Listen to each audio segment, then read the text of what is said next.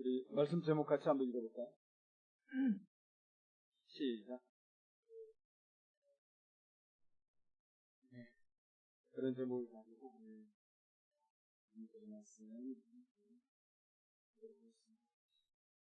여러분 정말 봄 기운이 연연합니다. 되게 추웠던 계절이 따뜻하고 활동하기 좋은 것 같습니다. 얼마나 갈까요? 봄이 좋은 계절이 한 2, 3개월 이거 지나고 나면 어떤 날이 되겠습니까? 우리가 꼭 챗 GPT에 물어보지 않아도 무슨 날이 올지 알겠죠. 그 어느 때보다도 또 무겁고 정말 힘든 날이 또 올 거예요. 그래서 드리고 싶은 말씀은 이렇게 정말 좋은 계절 주셨는데 하루하루를 건강하게 저 안에서 지키고 싶습니다. 어쨌든 여러분 올해는 무엇보다도 걱정, 근심 이런 것들 좀 줄이고 할 수 있기를 바랍니다. 우리가 성경을 보면 늘 이렇게 반복되는 말씀 중에 하나가 나한테 걱정되시면 맡겨라. 너희들은 좀 평안하게 살아라. 그리고 기뻐하고 감사하면서 살아라. 이렇게 하잖아요. 정말 이 부정적인 근심들 이렇게 무익하지 않습니다.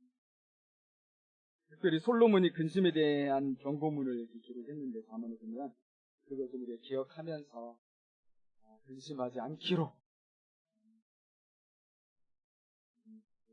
좋을 텐데 잠언 17장 22절 마음의 즐거움은 양약이라도 심령의 근심은 뼈를 마르게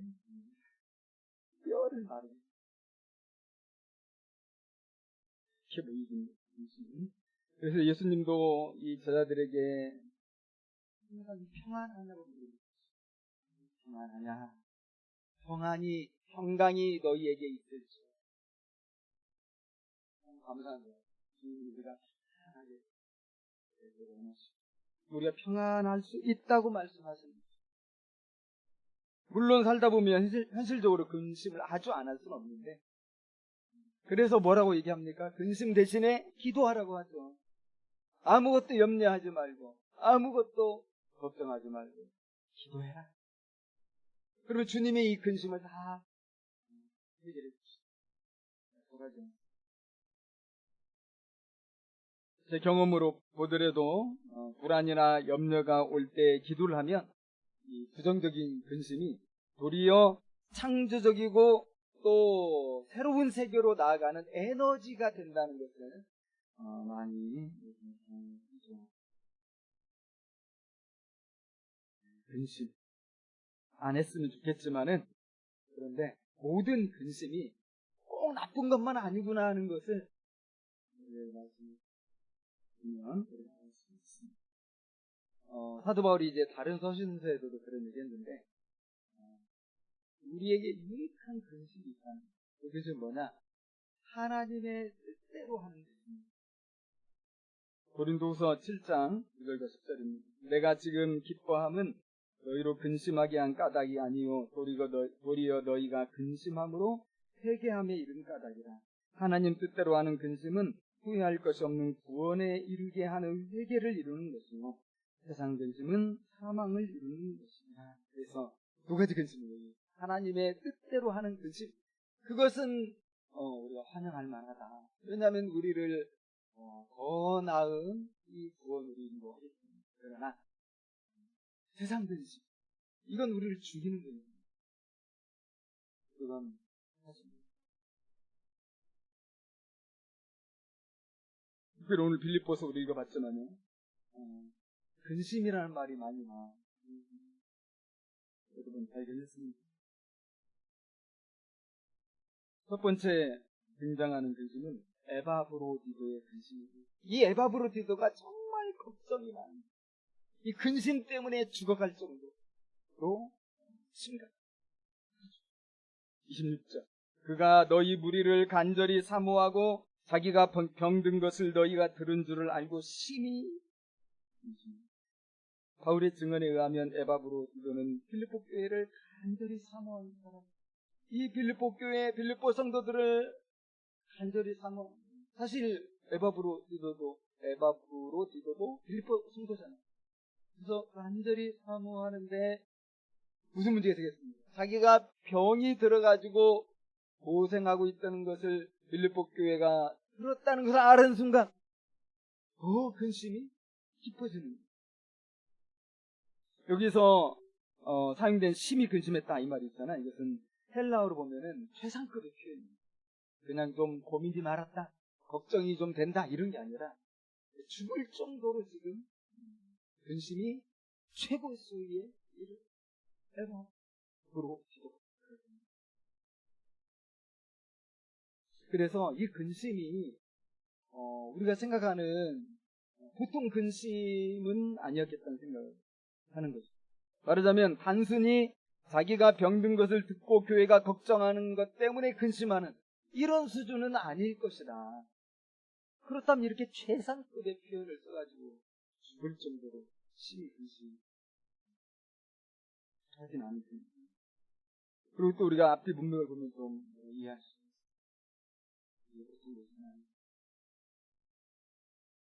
먼저 우리가 생각해 볼 수 있는 건 바울이 유난히 에바브로 디도를 칭찬하고 있어요. 이것은 디모데에게 그렇게 안 했던 건데 25절에 보면 여러분 뭐라고 되어 있습니까?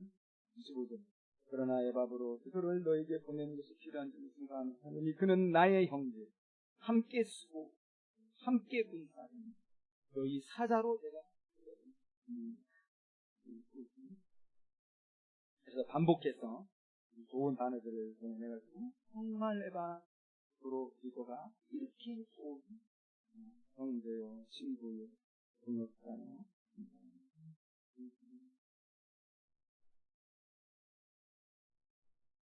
근데 사실 에바브로 디도가 훌륭한 사람인 거 바로 꼭 얘기해야 됩니다. 얘기 안 해도 빌립보 교회 성도들은 너무 잘 알죠. 왜 잘 알아요? 자기 공동체의 일원이었고 특별히 에바브로 디도를 신뢰했거든요. 그리고 25절 하반절을 보면은 에바브로 디도가 무슨 사명이 있었냐면은 너희 사자로 내가 쓸 것을 듣는 자라. 빌립보 교회 공동체의 사장 대표 신부름 되었어요. 그래서 바울을 신방하고 바울에 필요한 것을 전달하도록 특별히 선택하는 사람. 그리고 그 거리가 빌립보에서 로마까지 약 1300km 된다고 하고 한두 달 걸리는 장거리 여행인데 시원찮은 사람 못 보내잖아요. 이 중에서도 젊고 또 용맹하고 건강하고 거기다가 아주 윤리적인 수준도 높아. 네. 왜냐하면 이 에바브로 디도에게 맡긴 것 중에 하나가 돈이랍니다. 성도들이 모으는 헌금을 지금 또 필요한 많은 물품들을 가지고 바울의 필요를 채우려고 지금 보낸 거예요. 중간에 찾고 가면 긴 여행하다가 유럽 나오면 진짜 그럴 수 있습니다. 그러니까 진짜 믿을 만한 사람 보내요.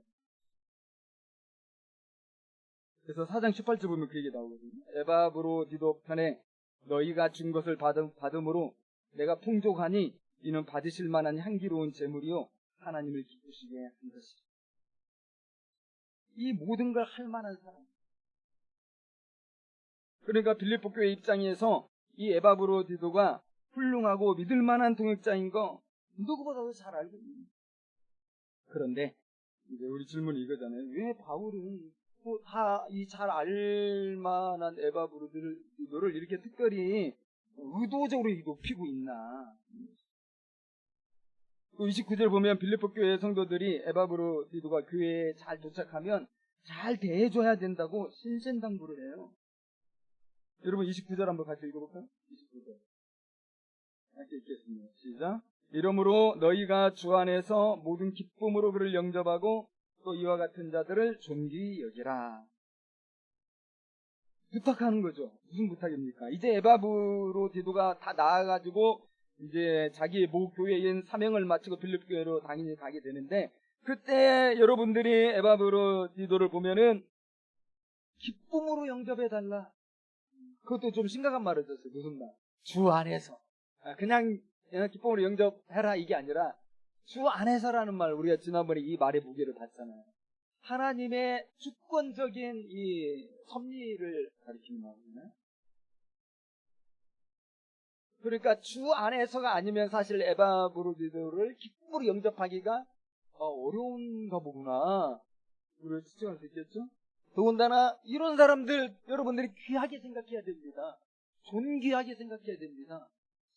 이 부분도 생각해보면 우리가 보통의 상식적으로 생각해보면 당연히 에바브로디도가 고생하고 정말 고생하고 쌍글 여행해서 사명 마치고 돌아왔으니까 당연히 귀한 것이고 당연히 기쁨으로 맞이할 텐데 빌립보 교회가 그렇게 안 할 상황입니다.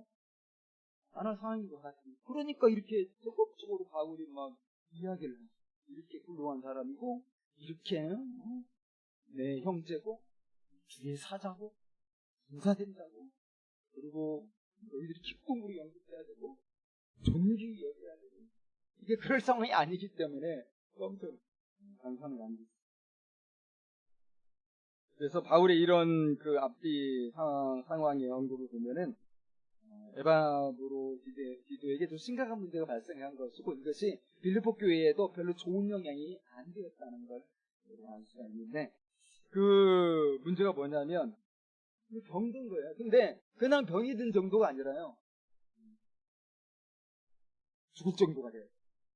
죽음의 이 문턱을 넘어설 정도가 되고 사경을 생사를 이제 생사의 갈림길에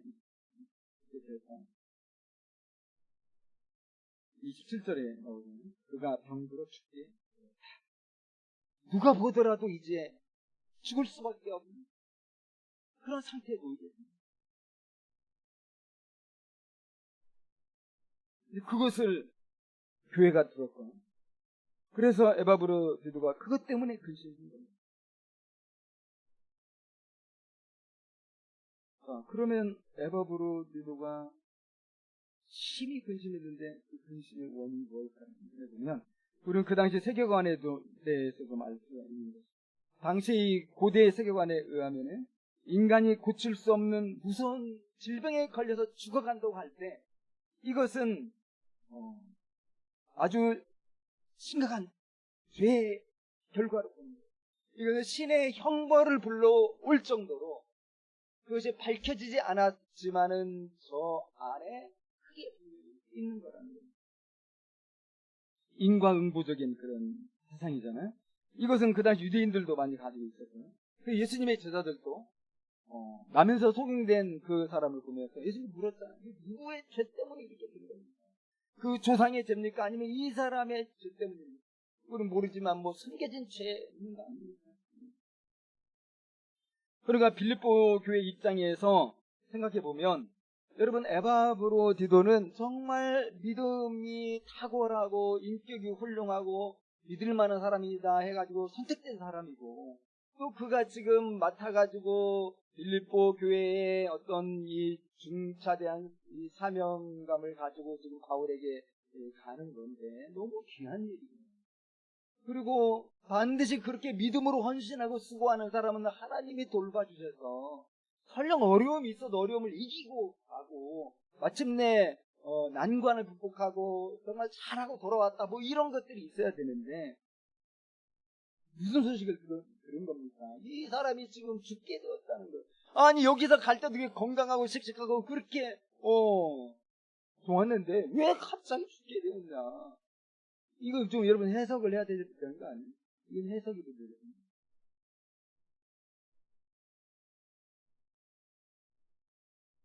에바브로디도에 대한 인구심을 가져야 돼요.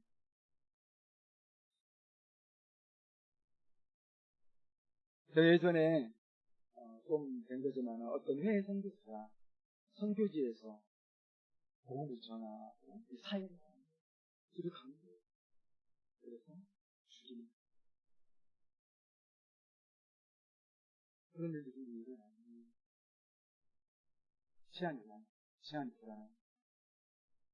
그것을 처음에 듣고 소식을 알게 되면 안타깝고 슬프고 우리가 이렇게 생각하면 같이 생각하면 근데 시간이 지나고 조금 더 우리가 한 걸음 더 떨어져서 이렇게 이제 감정이 좀 식어지면서 이성이 막 활발하게 일을 하면은 그런 생각이 드는 거예요. 아니 하나님을 사랑하고 정말 믿음으로 그곳에 가서 선교를 하러 간 선교사인데 하나님이 당연히 보호해 주셔야 되는 거고 설령 이런 어려움이 있으면 어려움이 있을 때 하나님의 어떤 보호하심이 딱 나타나야 되는 거 아닌가. 불 가운데로 지나도 물 가운데로 지나도 하나님께서 보호해 주셔야 되는 거 아닌가. 진짜 선교사라면 하나님이 그렇게 보호하셨을 것 같은데 그런데 이렇게 어처구니 없이 죽임을 당하고 교통사고로 이렇게 돌아가신 분들도 있잖아요.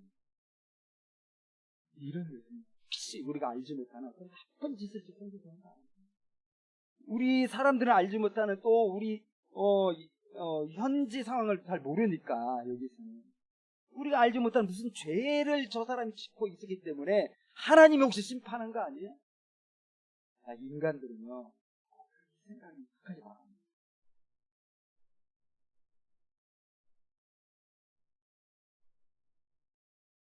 그러니까 그런 거예요. 에바브로디도에 대한 의구심이 그런 거예요. 그러니까 그런 부분을 에바브로디도가 그런 부분까지도 염려하고 있고요. 더 나아가서는 이 에바브로디도에 대한 의구심은 자연스럽게 이 에바브로디도를 로마로 보낼 사자로 추천한 사람들까지 이제는 문제가 될 수 있는 거예요. 아니 영적인 분별력이 얼마나 없으면 아니 사람을 보낼 안목이 없으면 그런 친구를 어떻게 우리 대표 사자로 선택해가지고 이 중차대한 사명을 맡길 수 있나. 누가 추천했어요? 그래서 이제 빌립보 교회 또 성도들 간에 어떤 오해나 갈등이나 생길 수 있고 그런 것들이 이제 혹시 확장이 된다면 빌립보 교회의 선교 사역에도 많은 어려움이 혼란 상황이 있는 거죠. 그러니까 여러분 에바브로디도가 아파가지고 사경을 헤매면서도 생각이 머리에 상상력은 그냥 막 끝간데 없이 끝까지 가는 거잖아요. 그래서 에바브로디도는 자신의 중병 소식이 빌립보 교회에 알려졌다는 그 순간부터 안전을 부절하지 못하고 빌립보 교회에 대한 근심이 더 심해졌다. 자기를 탓하는 것일 수도 있어요.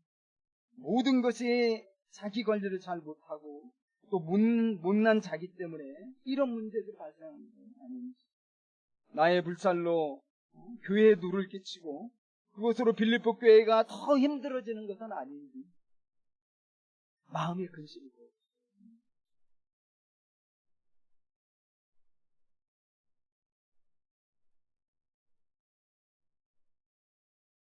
본인에 대한 근심이 별로 없습니다. 자기 주어하는. 이런 에바브로디도기 때문에 바울이 말하는 겁니다. 30절에서. 그가 그리스도의 일을 위하여 죽기 이르러도 자기 목숨을 돌보지 아니한 것은 나를 섬기는 너희의 일에 부족함을 채우려 함이니. 지금 자기 목숨이 경각이 있음에도 불구하고 이 에바브로디도의 이 마음속은 온통 교회 생각대로 하나님의 이 나라의 일이 어려움 당하는 건 혹시 아닐까? 이것 때문에 근심하고 있는. 그래서 사도 바울은 이렇게 자기 목숨을 돌보지 아니하고 자기의 이 책임을 다하는 일에 그러니까 이러한 사람들을 너희들은 충분하게 생각해야 됩니다. 여러분 에바브로디도 못지않게 또 근심하는 사람이 있어요. 누구냐면 사도 바울입니다. 이 실제로 보면 하나님께서 내 근심 위에 근심을 면하게 해주셨다고 고백하잖아요. 28절에서도 보면 내 근심도 덜려한다 이렇게 하고 있습니다. 빌립보 교회를 향한 에바브로디도의 근심을 보면서 또 근심한 사람이 사도 바울이라는 겁니다. 그렇잖아요. 바울이 에바브로디도를 이렇게 생각할 때 얼마나 이 마음이 아프고 25절에 보면 나의 형제요 함께 수고하고 함께 군사된 자고 나의 슬픔을 돕는 자고 이렇게 인정하고 그렇게 신뢰하고 그렇게 축복하고 있는 사람인데 그렇게 충성스러운 에바브로디도가 자기를 찾아와서 죽을 병에 걸려가지고 사경을 헤매고 있으니까 여러분 바울의 입장에서는 또 이게 얼마나 큰 근심이 됐겠어요. 이러다가 그냥 숨이 멎으면 어떻게 되는 겁니까? 참 이게 너무너무 고통스러운 상황이 될 수 있는 거예요. 더군다나 자기가 병들므로 인해 빌립보 교회에 큰 부가 될 것을 염려하면서 더 심각하게 근심하는 에바브로디도를 옆에서 보니까 얼마나 더 마음이 바울이 그랬겠냐 하는 것입니다. 자, 하나님께서 에바브로디도를 붙여주셨죠. 그랬을 때 사도 바울이 한 말이 근심 위에 근심을 면하게 되었다고 크게 안심을 해요. 얼마나 이 근심에 지금 사로잡혀 있는지 아는 말씀입니다. 그리고 또 지금 오늘 보면 읽은 가운데서 드러나는 바울의 감정이 뭡니까? 에바브로디도를 빨리 보내고 싶은데 원래는 디모데 먼저 보낸다고 그랬잖아요. 근데 디모데는 좀 여기 상황 봐가면서 내가 보낼게. 그러나 내가 먼저 에바브로디도를 빨리 보내고 싶다. 왜냐하면 에바브로디도 때문에 그렇게 근심 속에 빌립보 교회에 휩싸이고 있기 때문에 이 회복된 에바브로디도를 빨리 보내가지고 이 교회가 다시 평안해지는 것을 바울은 보고 싶은 거고요. 그렇게 해야 자기가 좀 근심이 변하게 될 거라고 생각합니다. 그런데 여러분, 사실 누구보다도 열악하고 누구보다도 불행한 환경에 있는 사람 바울 아니겠습니까? 언제 참수형을 당할지 알 수 없을 정도 하루하루가 살얼음판 같은 나날을 보내고 있는 사람이 사실은 바울이에요. 얼마나 죽음이 코앞에 느껴졌으면 주님 나라에 빨리 가고 싶다 이런 말을 하고 또 전제처럼 내 생명을 마지막으로 부어질 것에 대해서도 언급을 해요.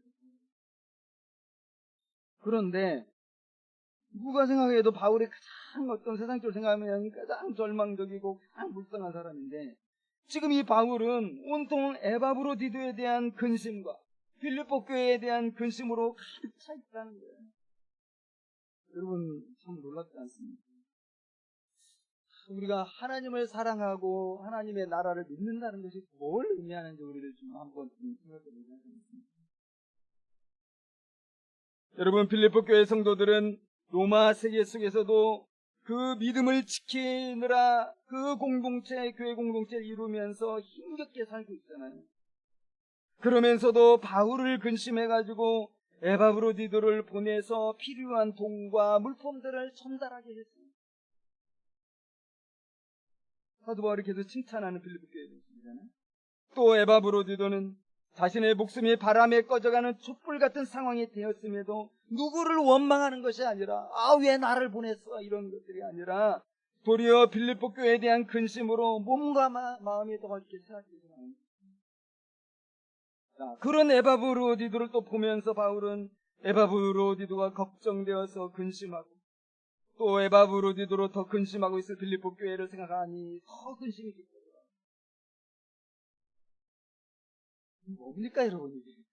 여러분 그러니까 이 빌립보 교회 바울과 빌립보 교회 여기 디모데도 늘 같이 있었겠죠 당연히. 이 공동체가 한마디로 뭡니까? 근심의 공동체예요. 근심의 공동체. 그런데 자기 문제로 근심해가지고 막 이렇게 힘들어하는 공동체가 아니라 다른 사람들 때문에 근심하는 공동체. 그가 하나님의 앞에서 이 헌신하고 수고하는 이 상황 가운데서 어려움 당하고 있는 것에 대해서 늘 근심하는 서로가 서로를 돌아봅니다. 그래서 바울이 이전에 말했던 것처럼 자기 일을 돌아볼 뿐더러 남의 일을 돌아보면서 함께하는 사람입니다. 정말 예수 그리스도의 마음을 품은 사람들입니다.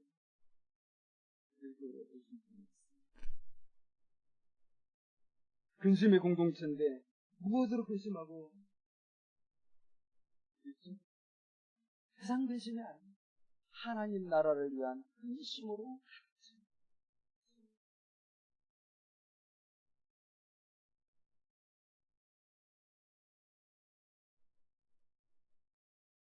여러분, 예수님께서도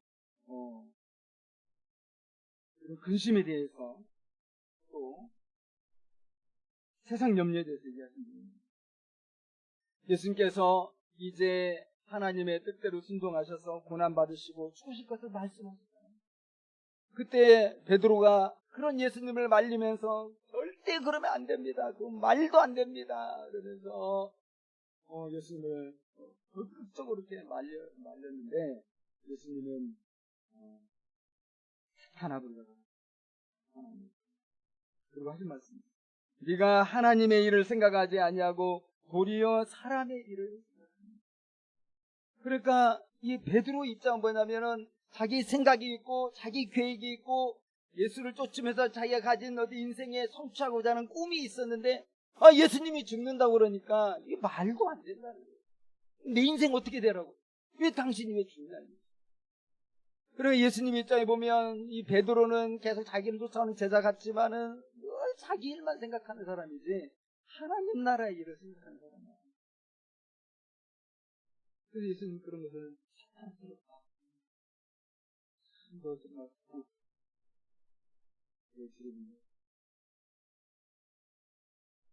근데 빌립보 교회는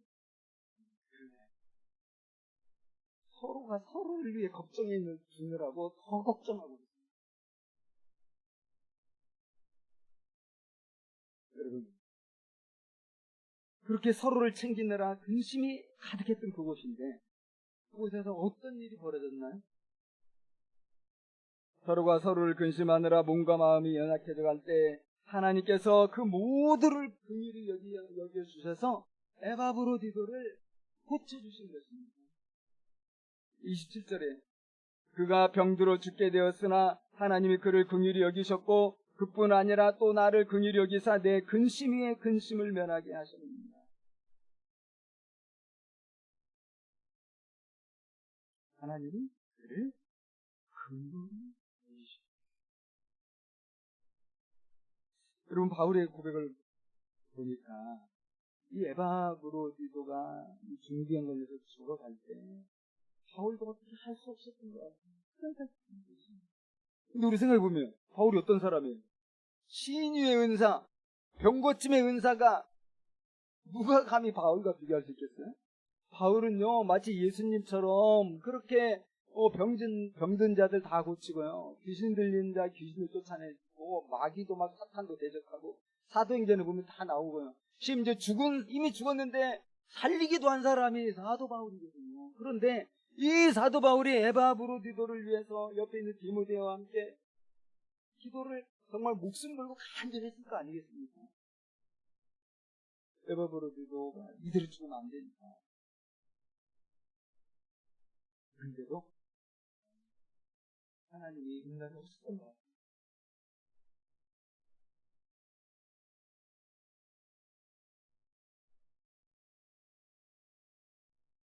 아마도 바울의 기도가 자신의 뜻대로 응답이 잘 안 됐던 것 같습니다.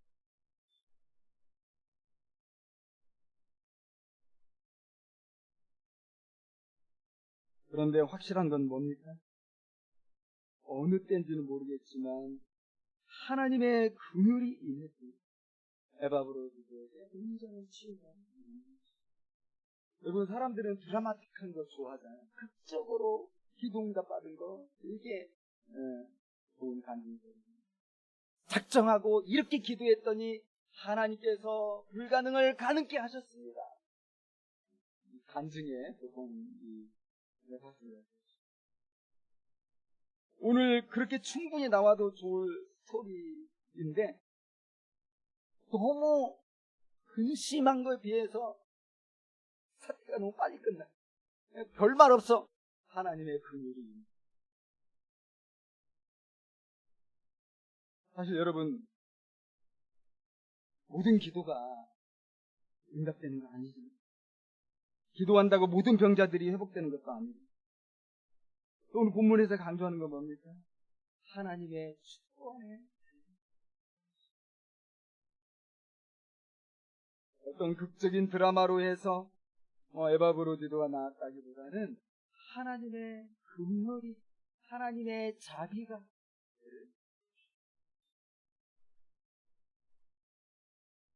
이것이 우리가 이 부분에서 기억해야 합니다. 하나님의 긍휼이 임했고 모두가 깊은 근심 속에 사로잡혀 있는 상황이 있다가 모두가 함께 기뻐하게 되었다. 여러분, 이 사건으로 인해서 에바브로디도와 빌립보 교회 바울 사이에 이전에는 없던 충만한 기쁨이 임한 것입니다. 28절 너희로 그를 다시 보고 기뻐하게 하는, 29절 기쁨으로 그를 영접하고, 이런 말씀이 있잖아요. 근심이 한가득 있었던 현장이 기쁨으로 충만하게 되었다는 거예요. 여러분, 이런 기쁨은 우리가 세상 속에서 살아가면서 얻는 그런 기쁨하고는 완전 다른 기쁨이에요. 세상에서 얻는 기쁨이라는 것은 대부분 말초적인 이런 기쁨일 때가 많죠. 또 쾌락을 누리면서 오는 기쁨, 금방 있다가 사라지는 기쁨들, 또 뭔가 물질적으로 원했던 걸 얻었을 때 누리는 기쁨들, 돈과 관련된 기쁨들. 그러나 이것들은 결코 영원하지 않고 있다가 없어지는 것들이고 나를 살려주지 못하는 기쁨이에요. 그러나 우리 안에서 하나님께 주시는 샘솟는 이 내적인 기쁨, 이 하나님의 그 선물로 내려오는 이 영적인 기쁨은 우리를 어떤 악조건 하에서도 기쁘게 하는 그런 기쁨입니다.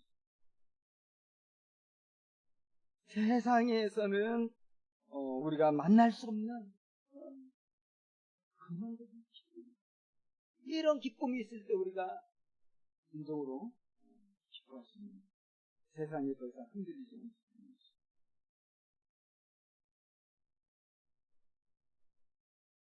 여러분, 중요한 건 그거예요. 함께 근심하는 것에 하나님의 긍휼이, 우리가 개인적 어떤 문제로 근심할 수도 있죠. 그런 근심도 우리가 함께 할 때 이게 하나님의 일로 승화가 되면서 하나님의 일로가 임한다고 믿습니다. 함께 근심하면 무슨 근심을 우리가 이기지 못하겠습니다. 혼자서만 끙끙 앓고 근심할 때 그것이 더 악한 근심입니다. 아무리 어둡고 불안한 걱정일지라도 함께 주 안에서 근심하고 주 안에서 함께 돕고 또 함께 기도할 때 우리는 주님의 긍휼을 맛보게 될 것입니다. 그리고 우리는 다시 이전에 알 수 없었던 새로운 차원의 기쁨이 나올 것입니다. 우리는 주님의 분, 함께 주님 나라를 위해 섬기는 분들, 함께 수고하는 분들까지 함께 하나님 나라의 분사들, 그래서 우리 교회가 함께 근심하고 또 하나님의 교회 가운데 함께 기뻐할 수 있는 이런 교회입니다. 여러분, 여기 나오는 이 등장인물들은 다 그리스도 예수의 일을 먼저 생각하고 그것 때문에 늘 마음을 쏟고 그것 때문에 근심하던 그런 사람들인데, 이 그리스도 예수의 일이 뭐냐? 우리 이제 본문에는 이제 빌립보 교회와 성도들이 그 땅에서 하나님 나라의 복음을 선교하는 이런 상황과 해당되는 이 모든 것들이 우리가 근심하고 진짜 기뻐 해야 할 그런 그리스도 일. 여러분, 하나마을 교회가 우리가 지켰지만 하나마을 교회를 어떻게든 유지하고 이 건물을 어떻게든 우리가 이 예배당 건물을 우리가 잘 사용하고 조직을 우리가 잘 이뤄나가고 그런 것들이 아니라는 거예요.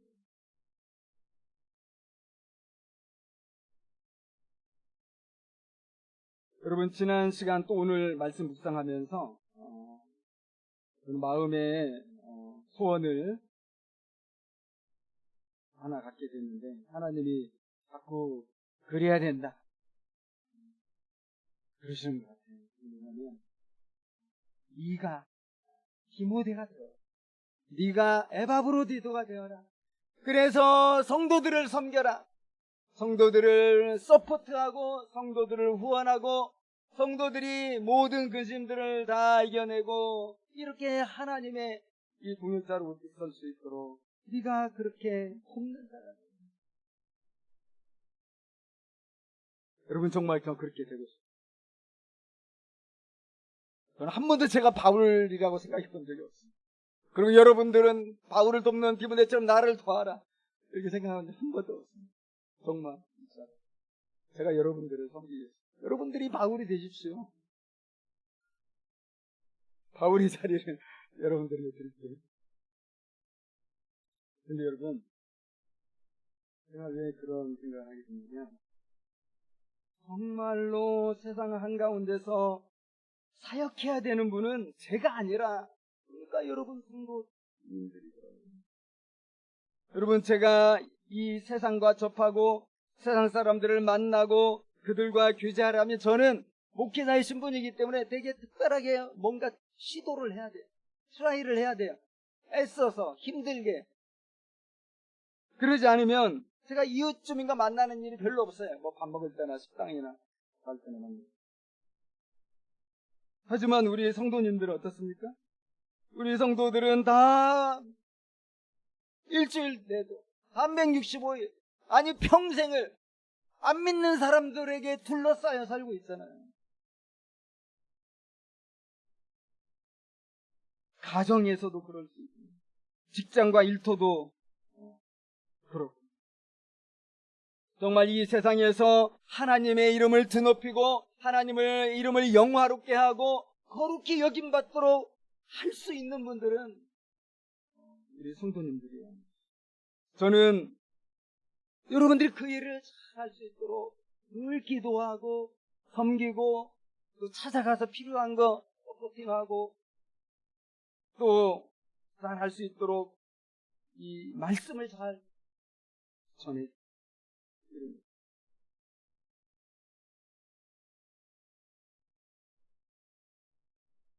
우리 성도님들은 사역의 현장이 이 교회가 아니에요.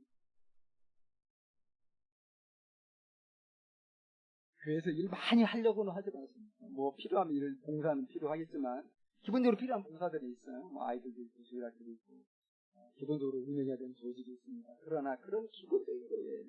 교회에서 뭘 많이 하려고 하지 마시면 여러분이 일터에서 주님을 섬기려고 대부분의 에너지를 쏟아내십니다. 사도 바울처럼 이 세상 속에서 성령의 나타남과 능력을 갖기를 바랍니다. 그래서 가정을 섬기고 직장과 일터에서 사역을 하고 그리고 저처럼 하면 안 돼요. 목사는 주님을 사랑하는 성도들의 모임 속에서 말을 하고 설교를 하고 기도를 하니까 얼마나 편하겠어요. 제가 여러분 눈치를 보면 도대체 얼마나 봅니까? 여러분들은 제가 뭐 말씀 전한다고 저한테 뭐 왜 나한테 설교합니까? 이렇게 안 하잖아요.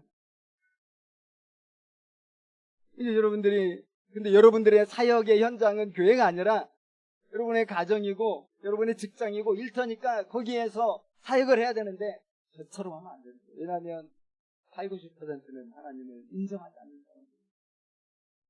어떻게 해야 돼요? 사랑으로. 주님 말씀하신 것처럼 내 몸을 사랑하는 내 이웃을 사랑하는. 그리고 우리 오늘 침묵에 참여의 기도에서 왔던 것. 항상 너희의 착한 모습을 하나님께 영광하고 세상 사람들이 내 착한 모습을 여러분 주변에는 80, 90%를 착한 그래서 착한 행실이라는 것은 그냥 뭐 이렇게 예예하고 네네 이런 뜻이 아니라 하나님의 말씀에 사로잡혀서 하나님의 말씀의 지혜를 담대하게 사는 거예요. 담대하게 살아가고 또 담대하게 또 헌신하고 어떤 때는 담대하게 주장하고 그래서 우리가 다시 한번요 루터가 주장했던 많이 제사장이 되죠. 여러분, 루터가 이 수도사 출신이에요. 그는 그 당시 완전히 이 성직과 그다음에 성직이 아닌 자들과 구분되는 이 시대에 거룩한 직분자는 오직 신부들이에요.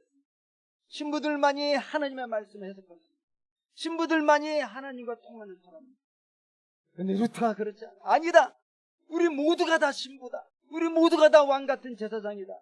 저 신부들 저 높은 곳에서 고결한 척하면서 저 교황부터 시작해가지고 그 많은 신부들이 하나님의 선택된 사람이 아니라 시장에서 장사하는 여러분들, 땅 파고 농사 짓는 여러분들이 바로 성직자입니다. 여러분들이 바로 왕같은 제사장입니다. 여러분들이 주님 마음을 품고 땅을 팔 때 하나님이 그걸 예배로 받으십니다. 장사할 때 주님의 마음을 품고 장사할 때 그것을 하나님이 예배로 받으십니다. 우리는 그래서 다시 한번 나의 선교지는 직장이고 내가 헌신해야 되는 곳은 직장이고 또 나는 선교사다. 이런 정체성은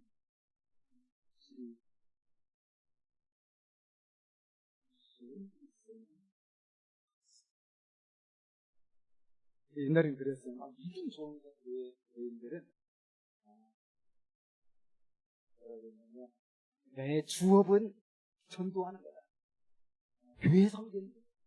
내 부업은 직장 다니는 거다. 오늘 요즘에 국회 같은 거. 그게 아니에요. 여러분, 우리의 주업은 일하는 거예요. 직장에서 주님 마음 품고 그리고 교회 될 때 하나님 나라의 복음을 증거하고 십자가의 증인이 되는 거예요. 움직이는 교회가 되어서 내가 살아가는 세상에 주님의 교회를 일주일 안에 모이는 우리의 예배 공동체 안에서는 우리가 서로 삶을 나누고 의심을 나누고 말씀을 배우고 선교 제자 훈련을 하고 있는 우리의 주 사역지는 파송을 받아서 세상 이게 우리가 추구하는 선교적 교회였습니다. 우리 모두 그리스도 예수의 일을 함께 근심하고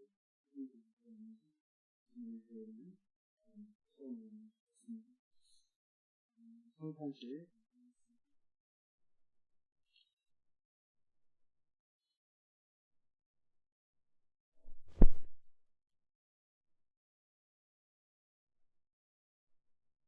언젠가 227장 들으시면서 공헌도 같이 하도록 하겠습니다.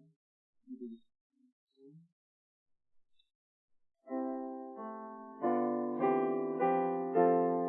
1절 4절 5절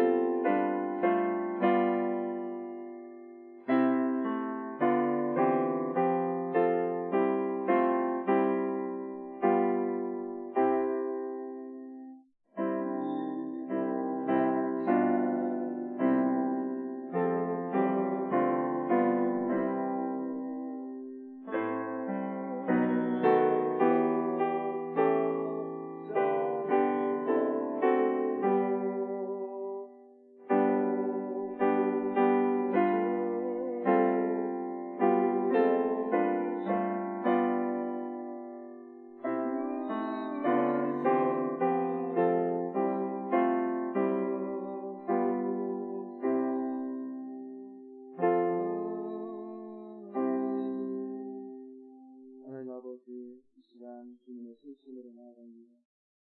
성령으로 인도하여 주시고 주님의 살갑기를 모인다느라 주님의 아들 충만하게 되어주시고 주님의 주의 은혜와 그리고 저와 그리가 주님의 신심하여 주시길 시험하고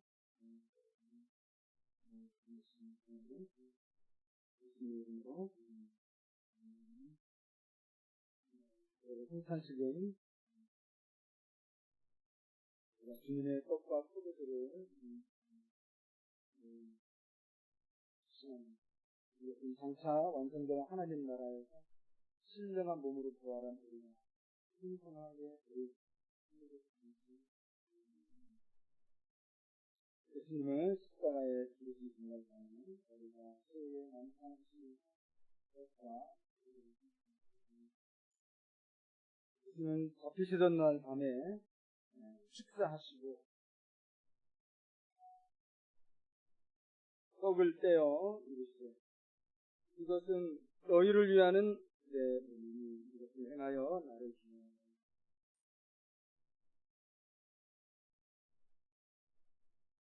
식후에 또한 그와 같이 잔을 가지시고 이르시되 이 잔은 내 피로 세운 세원이니 행하여 마실 때마다 나를 기념하라. 나오셔서 주님의 뜻을 가르치십니다.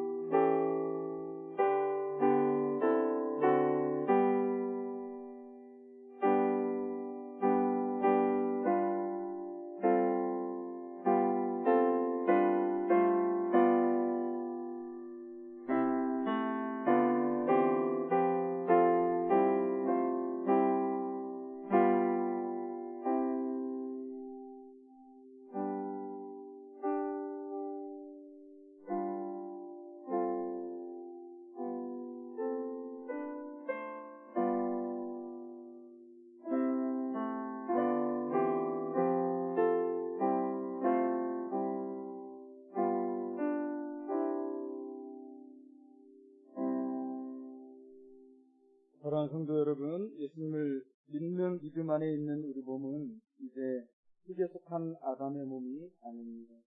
우리 몸은 비록 약하고 욕되고 언젠가는 썩어지겠지만 그러나 강하고 거룩한 영의 몸으로 다시 살아납니다.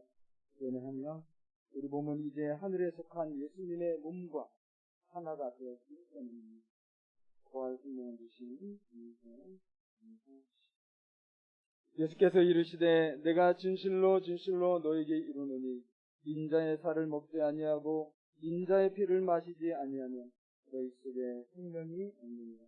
내 살을 먹고 내 피를 마시는 자는 영생을 가졌고 마지막 날에 내가 그를 다시 살리리니 내 살은 참된 양식이요 내 피는 참된 음료로다. 이것은 하늘에서 내려온 떡이니 조상들이 먹고도 죽은 그 흙과 같지 아니하여 이 떡을 먹는 자는 영원히 살리라.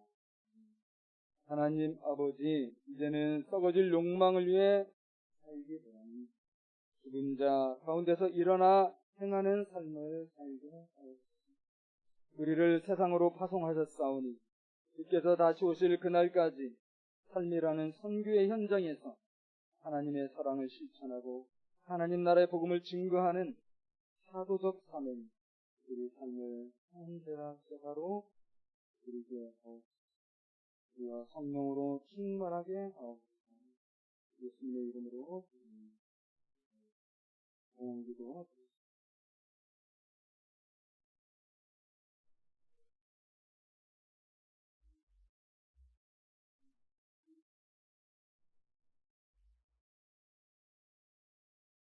기도하겠습니다. 하나님 아버지 감사합니다. 우리 삶에 그리스도가 일러가